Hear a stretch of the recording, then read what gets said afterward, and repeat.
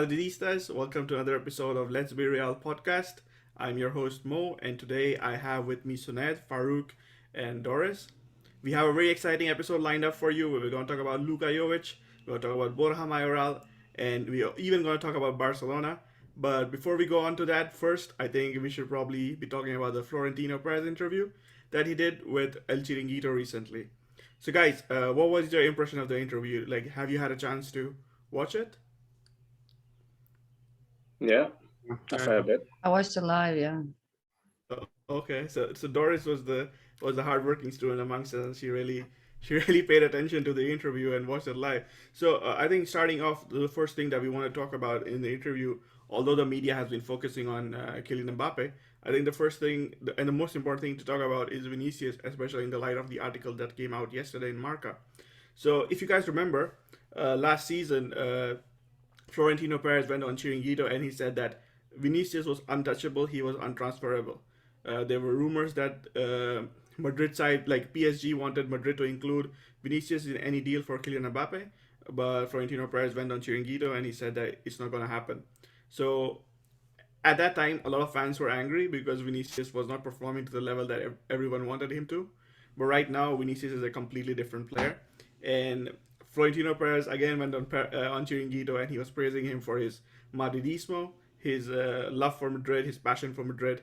So, but then a report comes out yesterday that says that Paris has been trying to interfere with his contract negotiations. They're asking him to stop negotiating with Madrid to run down his contract, and they would pay him get this 40 million euros a year after taxes.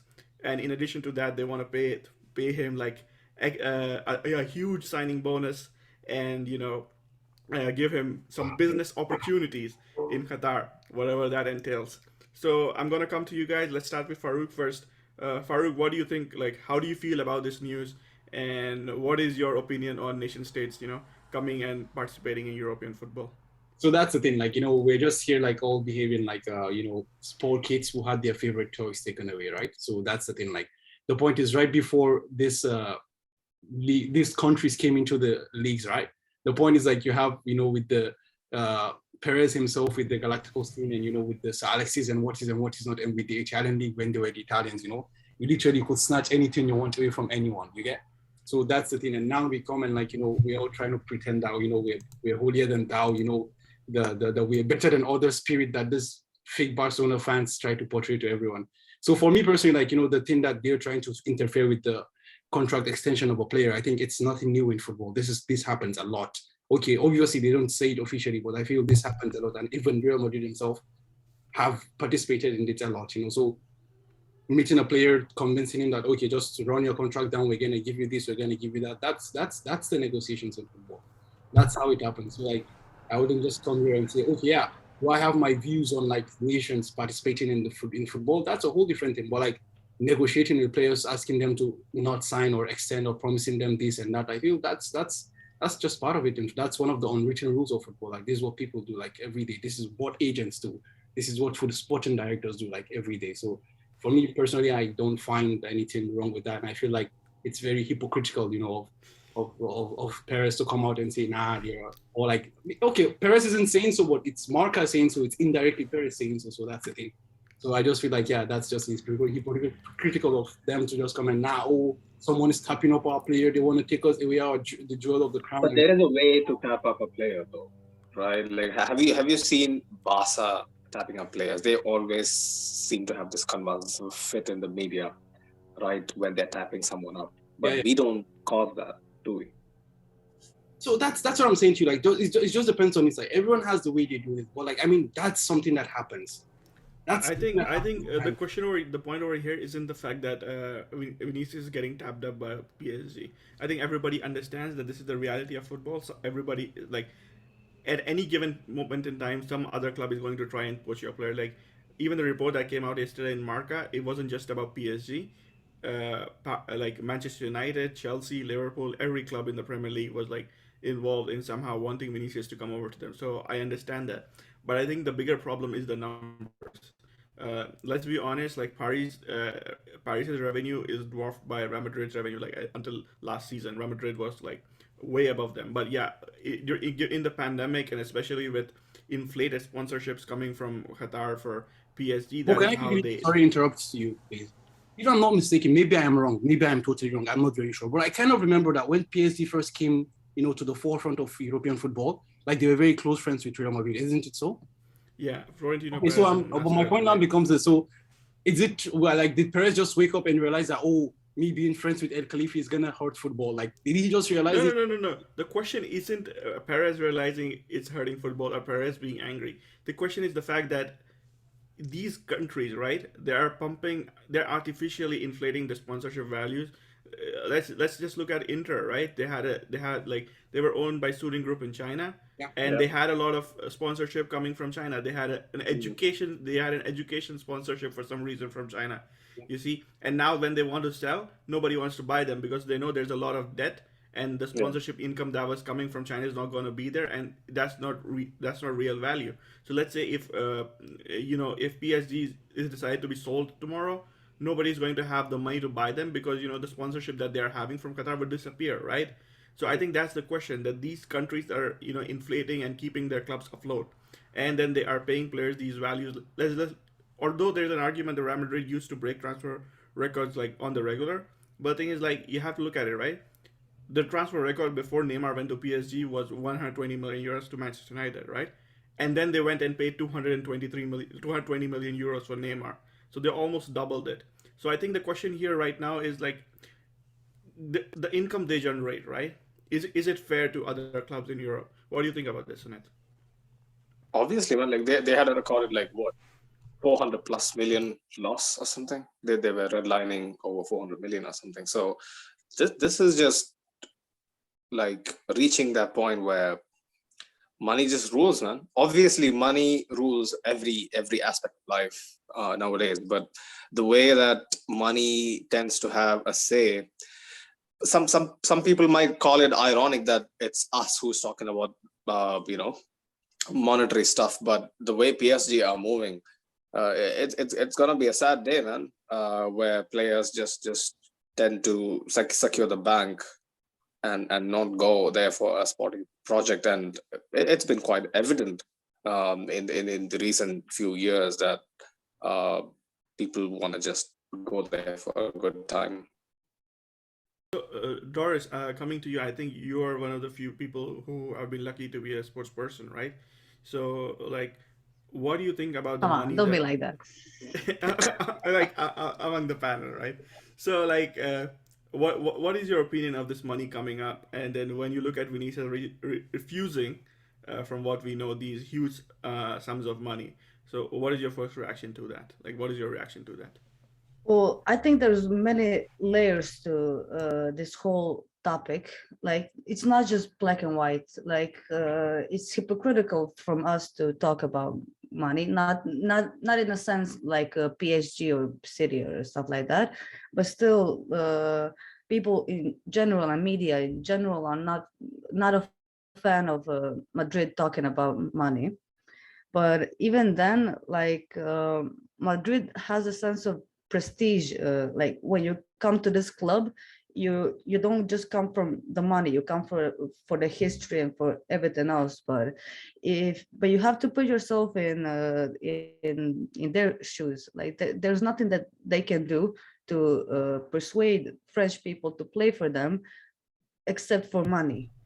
And I mean, it's just a means to an end. Like, they have to do it. There's no other way. Like, if it wasn't for the money, they wouldn't have Mbappe right now, because I really doubt that they would actually convince him to stay just for the project. I never believed that storyline anyway, that he stayed only for the project. So Wait, I think no. that, One quick question. Sorry, Doris, to interrupt you. yeah. Like, since you mentioned it, the project, right? Like, I wanted to ask the panel. Be honest, yeah. Just a simple answer, yes or no. Do you think Mbappe is going to drag PSG to a Champions League title? There you Yes, go. in caps lock. YES, yes, in caps lock. Yes, I also think.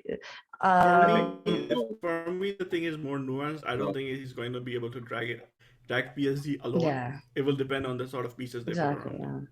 But But I don't think they're going to. I wanted to say that there is no way that that will happen if it wasn't for the money. Not just for Mbappe, but for everyone else in the club. Like the wage structure in the club is crazy. Like their most paid player is like paid 200 times more than their like not youngsters, but their like more younger players.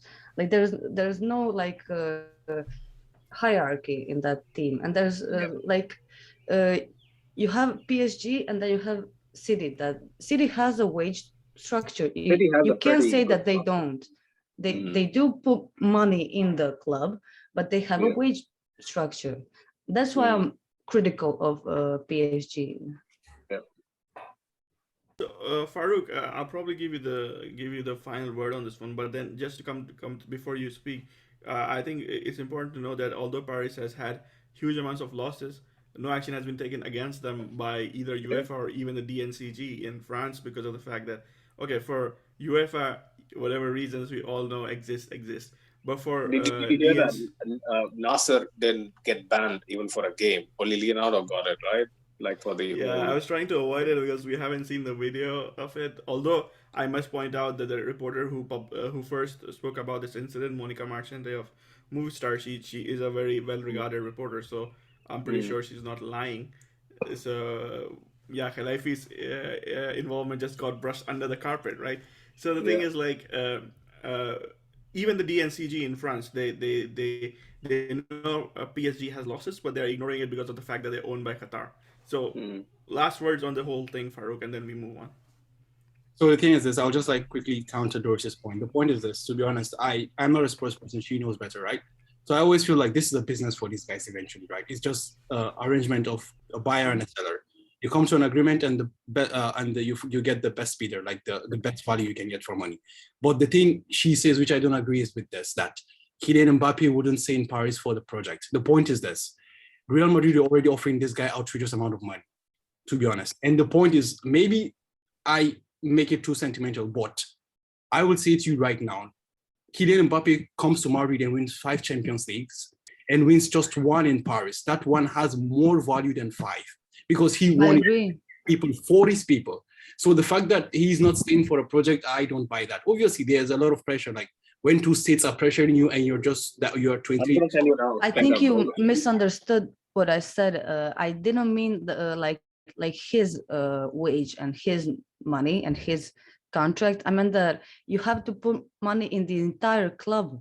Like if it wasn't for the money for the entire club and for the entire project, that's what I'm saying. Like When we talk about the it's likes of artificial. Neymar and the Verratti and Donnarumma and Navas and Ramos, definitely they went there just for the cash. But I think for Kylian Mbappe, it's a whole different story. This is my opinion, but then it is what it is. I'm saying that that wouldn't even be happening if it wasn't for the money. That's what I'm saying. Oh, yeah. We wouldn't even be talking about this. I'm going to make the boldest prediction. Yeah, like he's not going to win a Champions League with Paris. There you go. There you go. I think that's a little bit of a hyperbole because Kylian Mbappe is a damn good player, even though he's rejected as like he's a very good player. And I think if Paris managed to put the right pieces around them, there's a good chance that they could succeed. But then I think it is sad given the fact that if the money hadn't been there, in all likelihood, Kylian Mbappe wouldn't have been there either. Although you make a fair point that the appeal of winning a Champions League with a French club has to be there. Although I must point out that PSG, even if they win, are not going to be the first French team to win the Champions League. Is already Olympique Marseille won it. So although under mysterious circumstances. So Yeah. I think another interesting aspect of the Perez interview in Chiringuito was his talk about Kylian Mbappe, and he said that at the beginning he sounded as if Mbappe had changed. It was as his Mbappe Here's anymore. Mbappe. Yeah. So, and then he sort of like towards the end he sort of opened the door for Mbappe coming to Madrid in 2024, like 2024, 2025, whenever his contract is over. I think even in the group chat for our podcast, we have discussed this and said that in 2024 is when we expect this whole thing to start again, this whole circus. So I'll probably start with you at this time, all right? So what did you think about Florentino Perez's comments on Mbappe on Chiringuito? regarding Mbappe, yeah, like Yeah. Do you it's think he it's, should it's have someone kept the who door open? Do you think he should have kept the door open, or do you feel that he kept the door open rather with his comments? definitely he does want to keep the door open. Like it's a very pragmatic way that he approach it.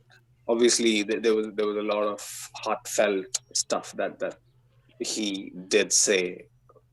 Like I'm pretty sure he carefully like worded it so that just so that um it's the right amount of salt and it's the right amount of like sense, if that makes sense.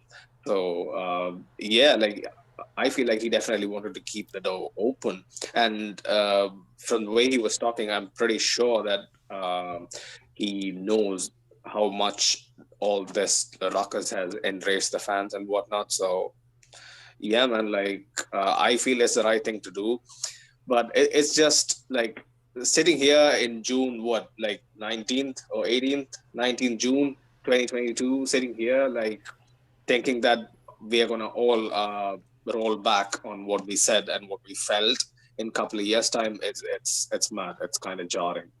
I don't want to see myself there, but I'm pretty sure we'll all be there. Okay, that's an interesting way to put it because I'm pretty sure we'll all be there too. So, Doris, my question to you is like after rejecting a club like Real Madrid, in the manner you did it, do you really expect like Kylian Mbappe would like if you were in Kylian Mbappe's place, would you want to come and join Real Madrid in let's say 2 or 3 years? If I were him, after all Yeah, this, yeah, I mean, when Ronaldo was coming, people were also very mad that he didn't come when he was supposed to come. Yeah. But at least he said, "Give me one more year and I'll come." Take my camera, please. He said, "Give me one more year and I'll come," but Mbappe didn't do that, and I found it funny when he said "my Mbappe," and everyone caught that "my Mbappe." Everyone is talking about that, but I think it's just a translation barrier because it's when you say "my Mbappe," it's more like a possessive term, like the person I talk to and the person I talk to later. But it's just really funny how the media caught that and basically are portraying that we own Mbappe. But as Mbappe, I think that it's still just it's too good of an opportunity to not come here. Even like this year, maybe Liverpool could have contested for him, but I don't think even then he would have joined them. And I still think that he will come, even though I'm salty about it. I still think that he will come and he'll be here. This oh is yeah. the thing, yeah. Like, sorry, okay. I just No, want to go get ahead, it. go ahead, go ahead. It's all right. Like people calling this my Mbappe, stating that it's almost like we own him and whatnot. Bro, in the first place, Mbappe as a person, yeah, like as an individual, like he shouldn't be putting out stuff out there, pictures of him with posters of Real Madrid players around him, comic, Exactly. The Yeah. comics. comics, True. yeah. All that shit fuels all this, right? Like if he doesn't show that, we wouldn't be so invested in a fucking turtle, right? Like we wouldn't. Yeah, but it's because of all these antics that people are so bought into him, and it's almost like he's ours even before he wears a white kit. So yeah, like people need to reassess how they perceive stuff portrayed by the media. Yeah, there you go. Okay, that's a very fair point. I think. Uh, Mm. Coming to you, Farouk, there was this French guy who did this thing that Mbappe has done this time around. Although he might have done it at a lower scale, that was Antoine Griezmann with Barcelona, right? He had this whole video where I don't know, he was playing Fortnite for an hour or something, and then towards the end he says that I'm staying at Atleti, and then the next year he went to Barcelona, regardless. So, do you see a situation like that playing out with Kylian Mbappe and Real Madrid? To be honest, I personally hope not, because I just also in the interview I think like Perez actually mentioned about the fact that Rodrigo will surprise us, right? And I think he used a sentence like that if I'm not mistaken. Mm. Like Rodrigo will surprise us. So I'm just banking on the development of Rodrigo and the continued development of Vinicius. which we did to a point whereby we necessarily don't need to get Mbappe anymore. It's not becoming like he needs to come to us and we don't see him to come anymore. So then we can see what happens. I think it's a proven point already, because he and the rest of the Europe expected us to just completely get knocked out by PSG in the round of 16 and go back home, and eat tapas for the rest of the summer. But we actually won the fucking thing, man. So it's on him. I'm sure that Florentino Perez was wearing a tinfoil hat when he was talking about, them changing the venue of the final from wherever it was supposed to be to Paris and Saint Denis between our first leg and our second leg. He was alluding to the fact that UEFA thought that maybe we were going to get knocked out. So, any final thoughts, guys, on this topic on Kylian Mbappe? Because I think this is the time we close it. We've never touched it before. This is the one time that we touch it, and I think we're never going to touch it again. So, any final thoughts on Kylian Mbappe before we move on? No final thoughts. If you want to come, mate, better be here soon. If you want to be, a great player when you hang up your boots. Otherwise, enjoy your money. Be the sporting minister of Qatar. That's it. Farouk and Doris, speaks for you. Do you have something to add? The door is not open, but it's unlocked. I'll just say that. I'll leave the window open or something. Nah, man, I have nothing to say, man. Well, I think it's a good thing Farouk has nothing to say, because we know he has some allegiances to PSG, with wanting to do anything wearing the Paris shirt. Like if I say what I want to say, then it's gonna be a whole thing. So I just rather keep my things to myself. Yeah. Okay. Wise man. A wise man says, talk when it's necessary. So moving on, I think another important thing that came out of the whole interview that Florentino Perez did was he talked about Real Madrid's transfer activity for this summer, and he essentially said that for now we have closed shop until there are more departures.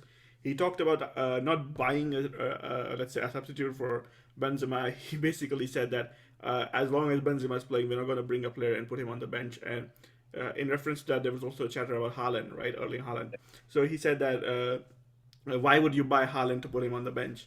Do you guys think that Real Madrid actively pursued Haaland, and this is just Florentino Perez trying to save face, or is it true that Real Madrid are probably not interested in buying a top class replacement for Karim Benzema? What do you think, Doris? Well, I think this all played out because of the person we're not gonna mention.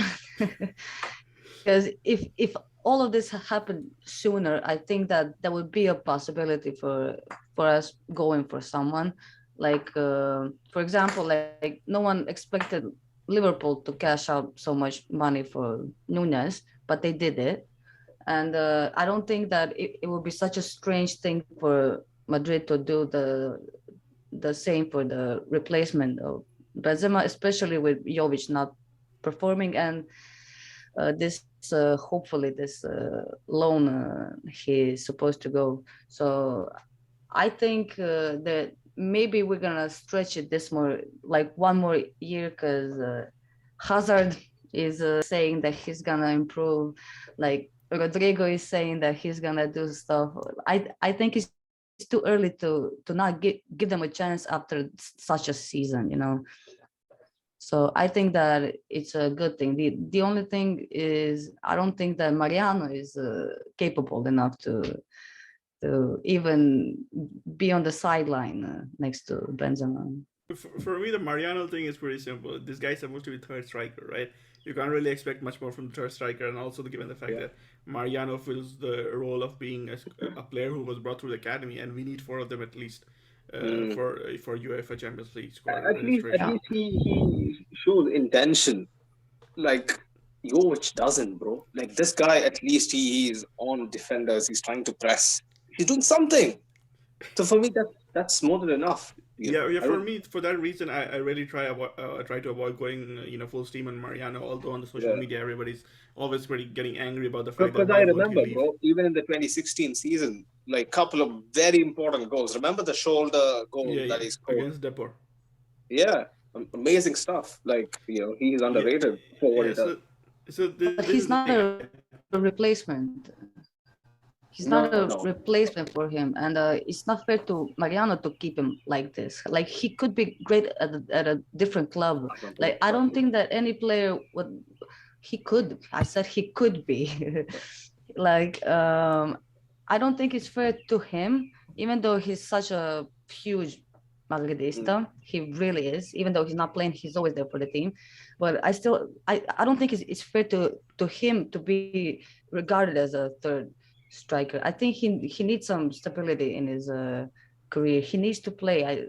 Like he used to be good when he played, but he's just not good enough to play for Madrid, and that's okay.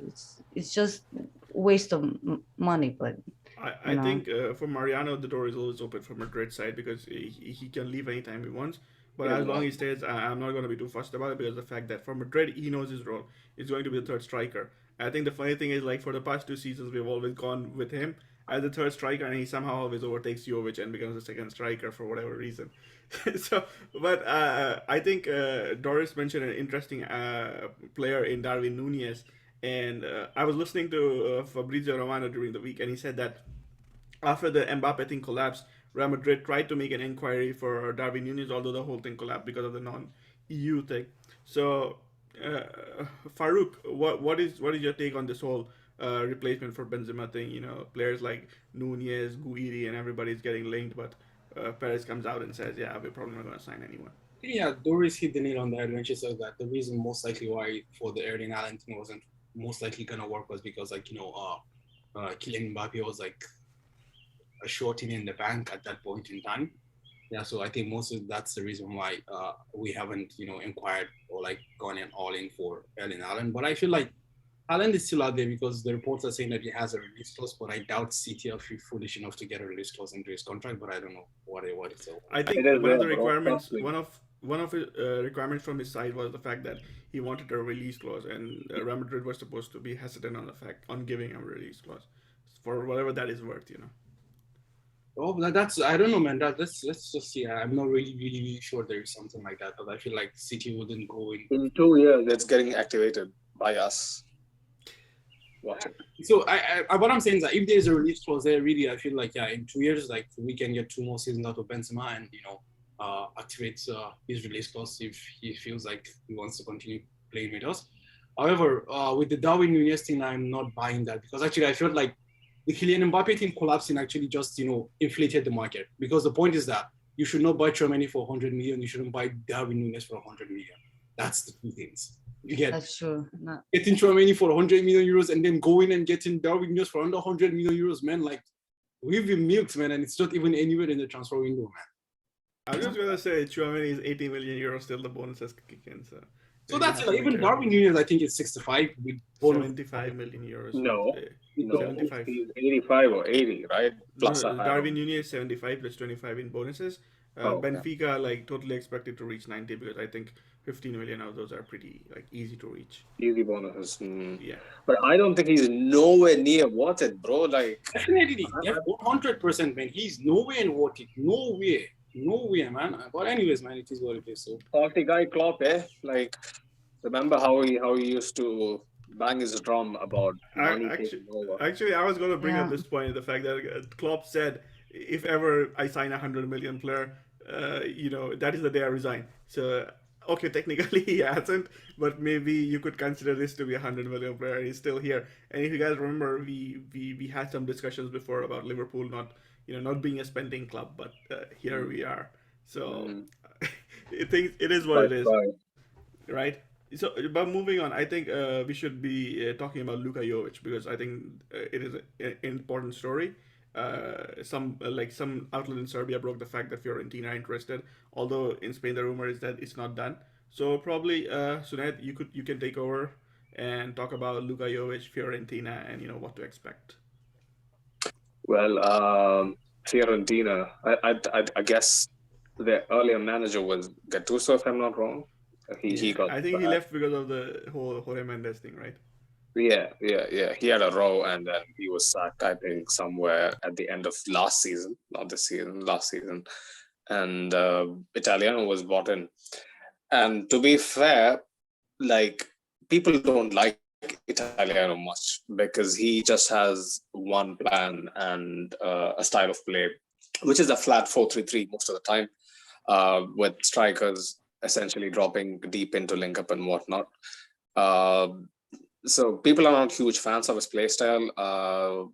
They severely lack ideas and whatnot. But if you look at the Serie A table of the past season, they finished at a respectable seventh, earning a Conference League spot, which is not too bad for them. They are still under rebuild and whatnot, and they always have a small conveyor belt of fresh talents coming in.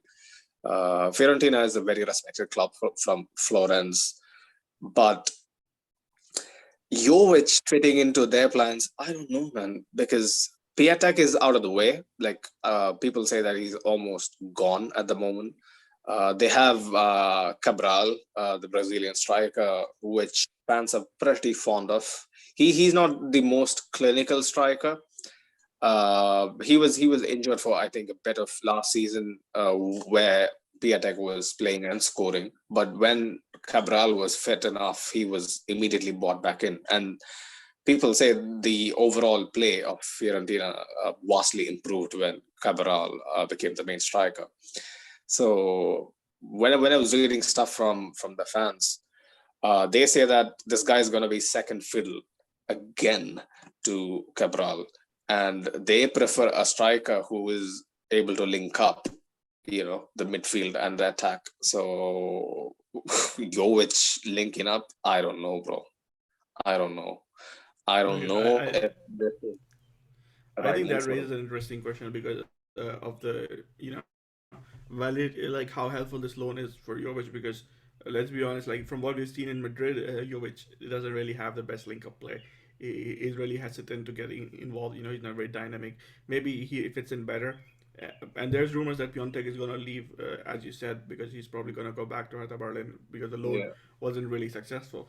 So Mm. I think it's very it's a point to make the fact that Piontek and Jovic both had one good season and then they have collapsed after that.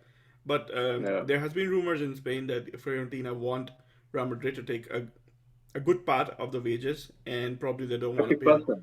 Sorry. 50%, yeah. No, apparently they want Real Madrid to cover majority of the wages. Oh. It was in today's Dario asked, and they don't even want to pay a loan fee. So I don't really know where this whole thing goes. But Doris, like how would you summarize Jovic's time at Madrid? Maybe a few words on that.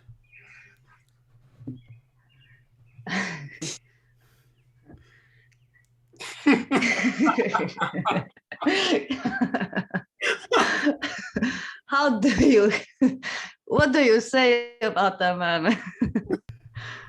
I don't think there's It has much been to a say about. failure beyond words, right? Excuse me? It has been a failure beyond words. Yeah, I was never a fan of him. Like, not even when he came here. I like the Balkan players joining Madrid, but everything else about him, I was never a fan. Especially like when you watch him play for us, the movements he makes sometimes it's just like he's trying to do a copy of other players instead of thinking for himself, and I just lose my mind when I see him play for us.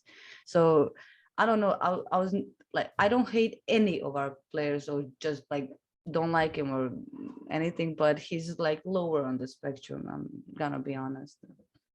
So, Farouk, giving you the final word on the Jovic thing, do you think it was a failure of scouting from on Real Madrid's and signing Luka Jovic, especially given his struggles at Benfica, before Frankfurt? He had one good season and we just went ahead and signed him.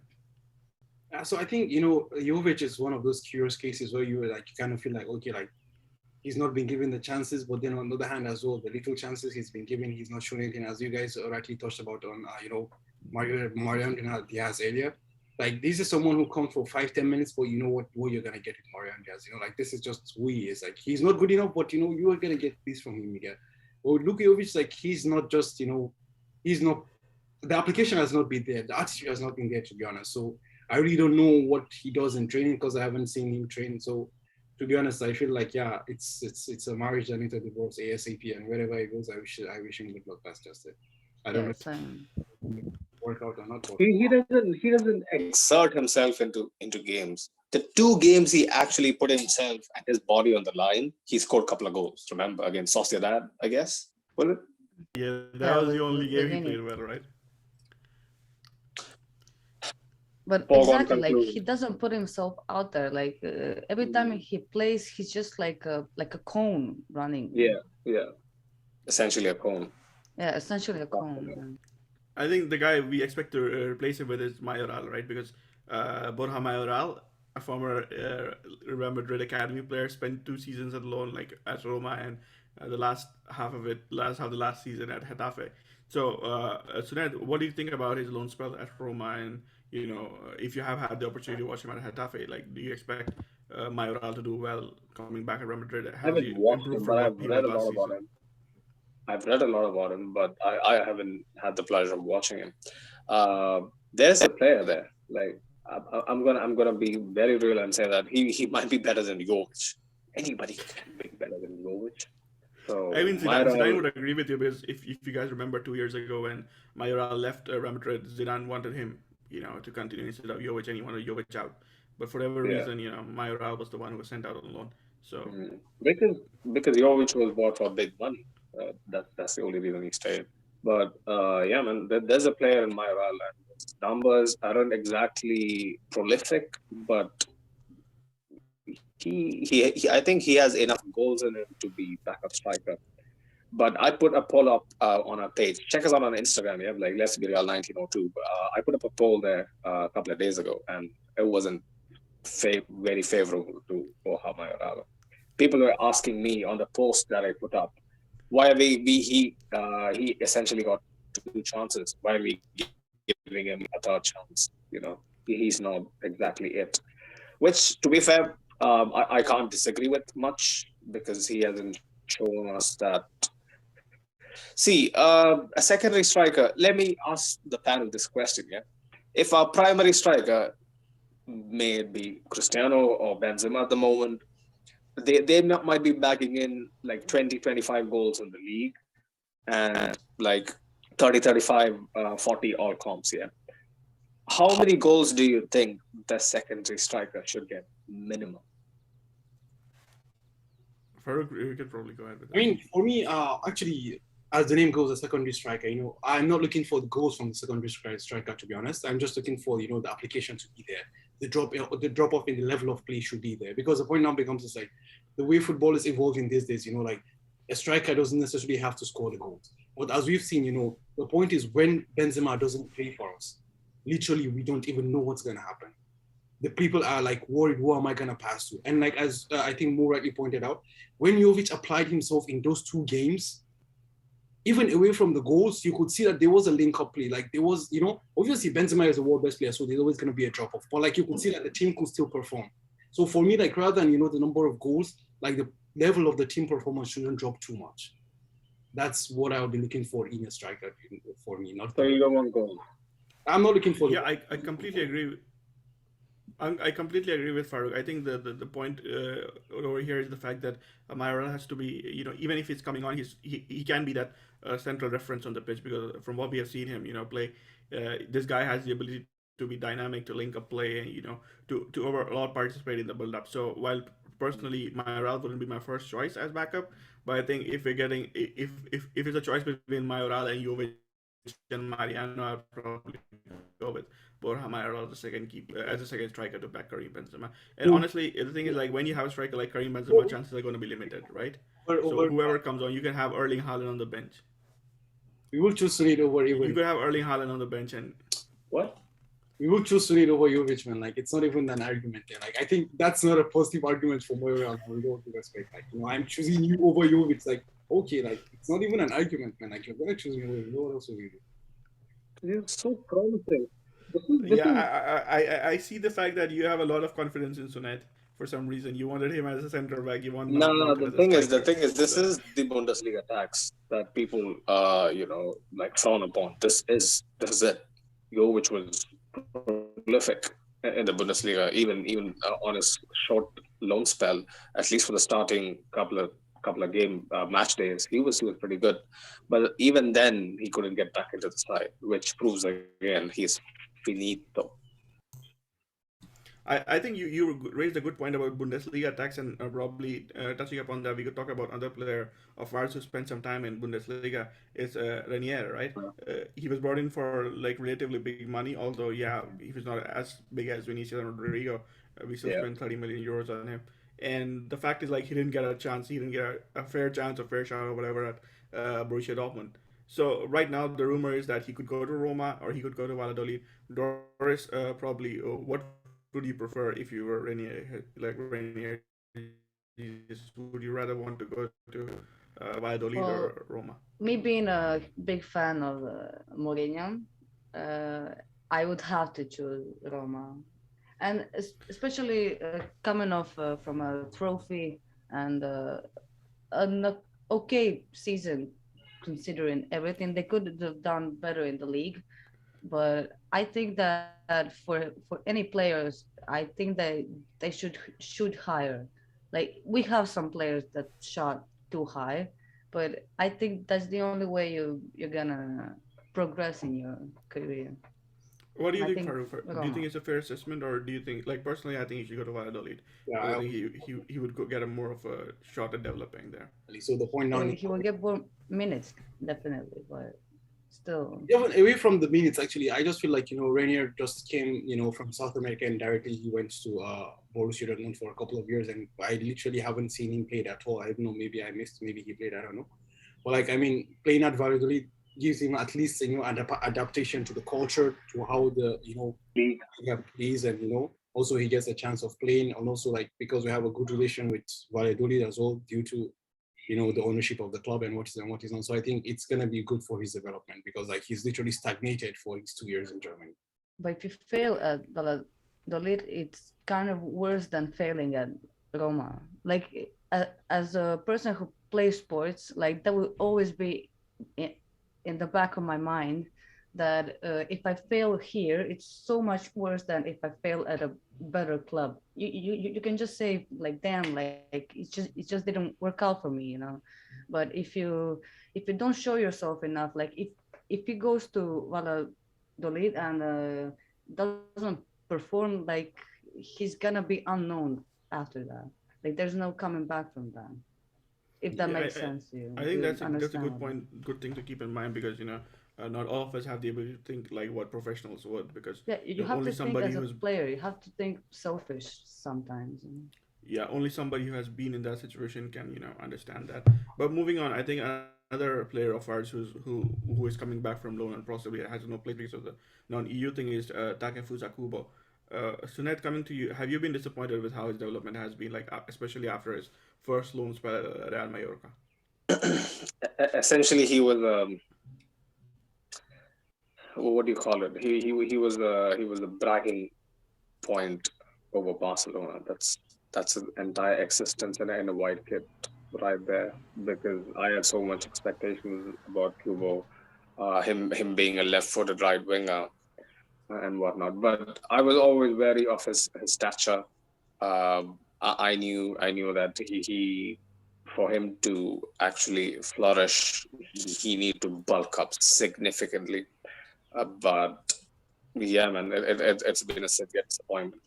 His loan, like people can blame all they want on, yeah, he wasn't sent to right projects and whatnot, but it's still La Liga.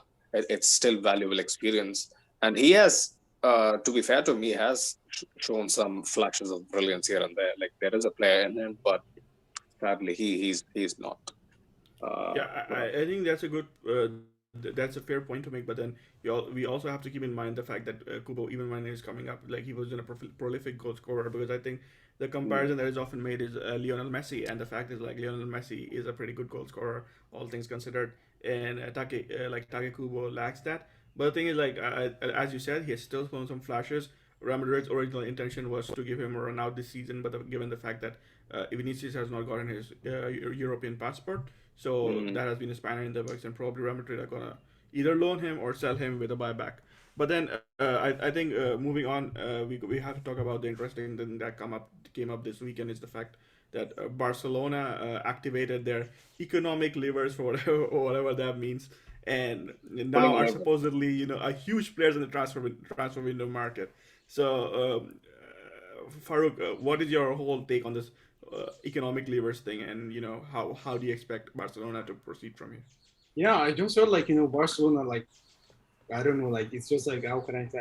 I don't know how to put it exactly, but just putting a band-aid over something that's eventually just gonna explode in your face. I don't know. I just felt like they're just mortgaging their future even more, like giving out I think 49% of the BLM and then a certain percent of their TV rights, although they claim they can buy them back in the future. I just feel like why not just go the way of the point is like okay, I get like they don't want to get left behind a lot, or you could see like even with what Xavi had done, they still qualified for the Champions League. They're still second in the league. I feel like just why don't tread that part carefully rather than mortgage everything you're mortgaging just to get players in and what is not. Well, yeah, I don't know the economics of that to be honest, but let's see if that's what they feel like selling things and balancing the books is the way forward. Then yeah, so be it then. Yeah, for the uninitiated, I would just want to make sure that everybody understands that BLM does not stand for Black Lives Matter here. It stands for Barcelona Licensing and Merchandising.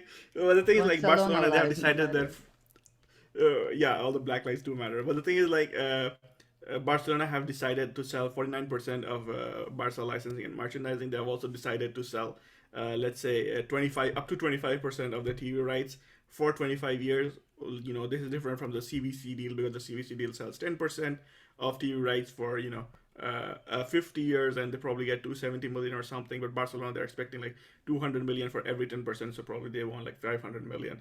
And according to Barcelona people, like who follow Barcelona, this is gonna help them get out of the 1:4 rule that they're struggling under, where they have to spend like earn €4 to be able to spend €1. So, Suned, do you think that this is a good thing what Barcelona is doing? I don't know, man. The whole. I need to revert back to Ria's tweet. Yeah, remember on Ria's comment on your tweet. The FC and FCB stands for financial crisis. Yeah, so I think this smells like a round two, because It's just kicking the although can down the road, right? yeah, it's although Laporta intends to do good, I don't really know with all the weddings taking place in Camp Nou and whatnot. Like nowadays, it's looking pretty bleak. But You mean on at the Spotify Camp Nou? It's Spotify Camp Nou, babe. Come on, man. okay, Spotify Camp Nou. Yeah.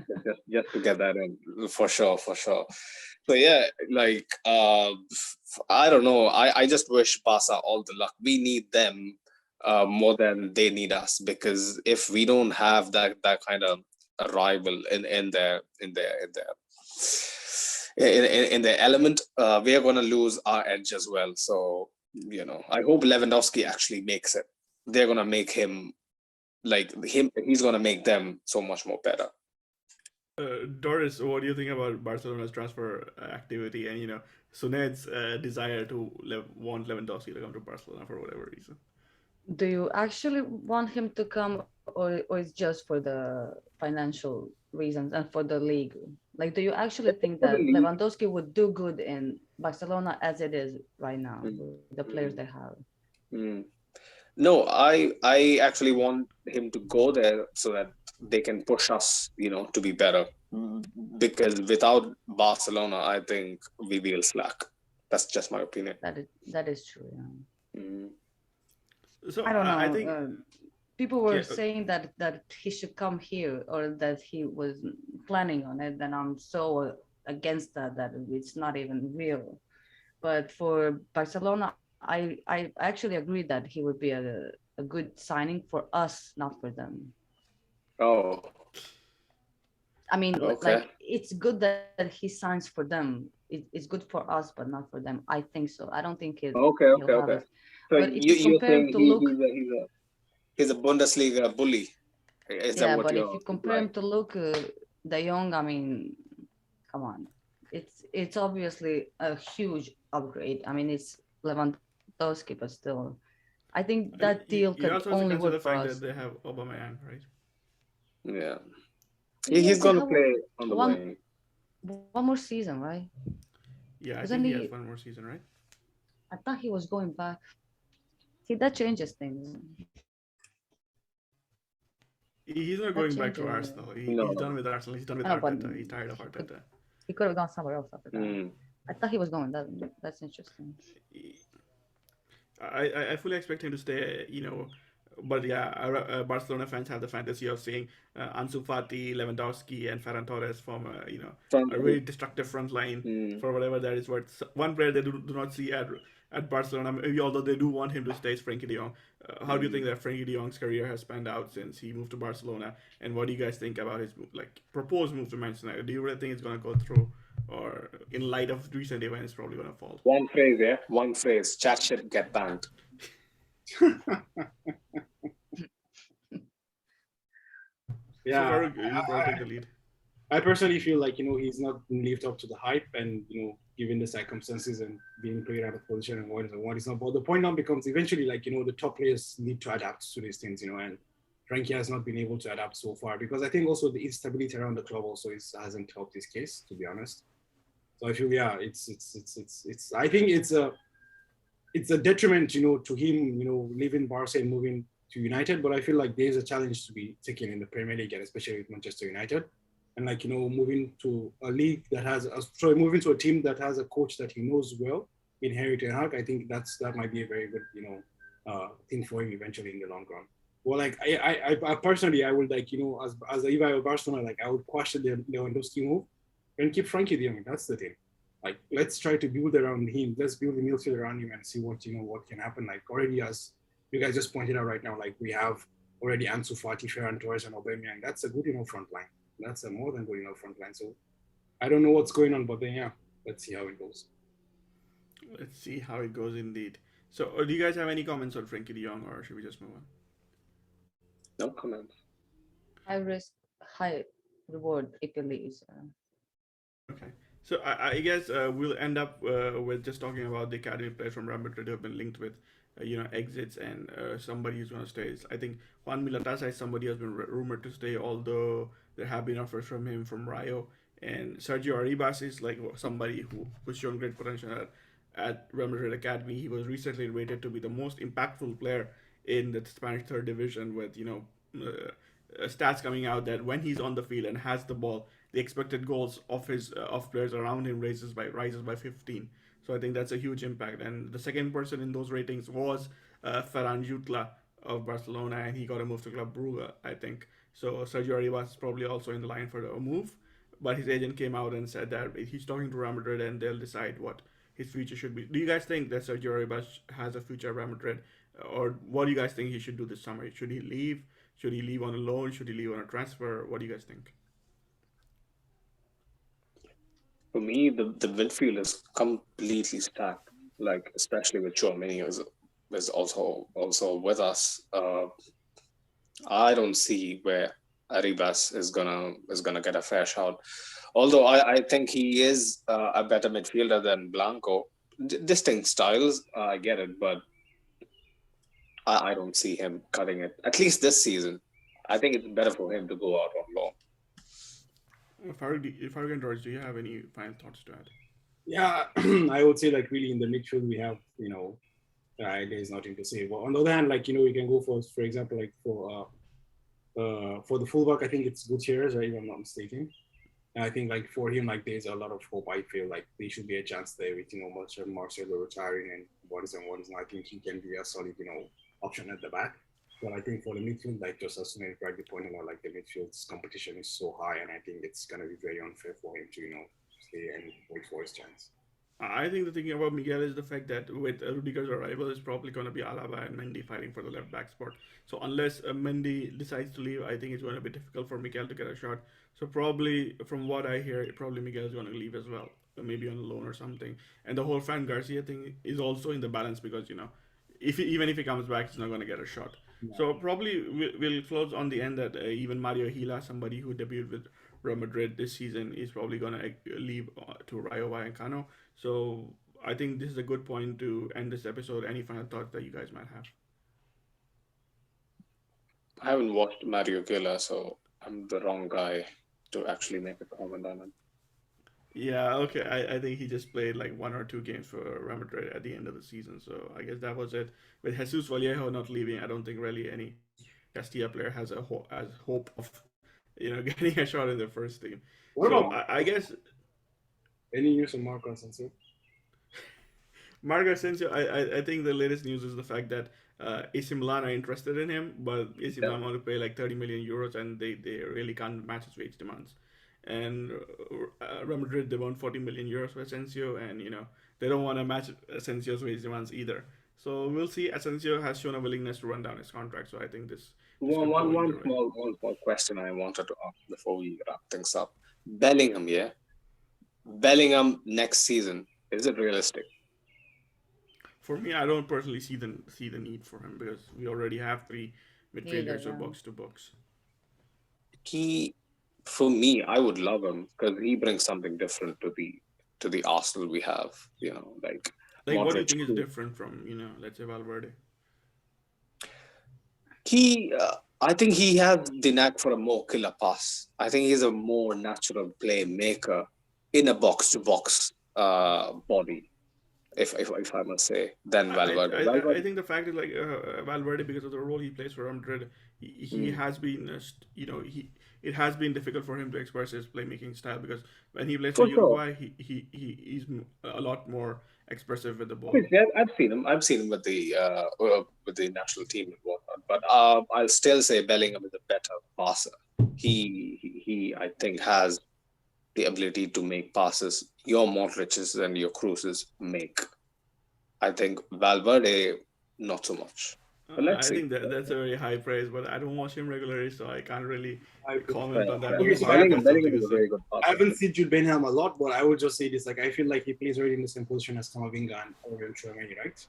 He only played the same position of replying. Sorry, I can't hear you. What? I said like I haven't seen Bellingham a lot, but from what I've seen when he plays for England, he plays in the position of Tchouameni or Camavinga, those kind of positions. That's Right? England being set up to fucking fail, bro. But then even England set at up to Dortmund, fail. what does he play at Dortmund? Huh? What position does he play at Dortmund? He plays as an 8. I see your point. Hmm. But anyways, like to be honest, I'm not built on the hype about Jude Bellingham because one thing I know is that if there's anything, there's always an English media bias to this kind of thing. So like I wouldn't buy. I personally have a bias. To be honest, I'm not really like keen on them because I feel like they don't have the fight and the will to fight when teams are stacked against them. You can see every single one of them, be it Raz, Raheem Sterling, to Dele Ali, name them all. Like you can see. I'll tell you, Bellingham is cut from a different cloth. You'll see that for yourself. Nah, man, I don't buy that. You'll see that for yourself. You'll see that. I'm pretty sure. Pretty confident. To be honest. Yeah, personally, I'm not a big fan of Bellingham. So if any of our listeners, can enlighten our Bellingham's play style, and if you agree with that, please do leave in the comments. We'll love to hear from you. If you need Bellingham for next season, especially considering Modric and Cruz are. Just go and break the bank for Phil Foden. Let Perez show them that we can fight the oil clubs or all countries. I don't know, man. Go there, coach Foden from Manchester and bring him here, and that's we can know this guy. Yeah, the trip from Manchester to Madrid is not an easy one to make because of travel problems. But the thing is, like, if you guys love our stuff, please do leave comments in YouTube in the YouTube comments. If you're listening on audio podcast, please do make sure that you give us a rating. Give us a 5-star rating. If you love us, if you hate us, please don't give us a 1-star. But the thing is, like, do leave ratings, and in the description at the end of our podcast episodes, there's an option to leave a voice message. So if you guys have some feedback, please do leave voice messages for us. Follow us on Twitter and Instagram. As Sunil mentioned, it's Let's Be Real 1902, and I guess that's a good point for us. Shout out to Real Madrid committee for collaborating with us frequently. Yeah. They're on an amazing page. Check them out on Instagram, Real Madrid Committee. Yeah, that's a good page. You guys will love the content they put out, and we'll leave a link to them in the description. So I guess this is a good point for us to end. Hala Madrid. Hala Madrid. Hala Madrid.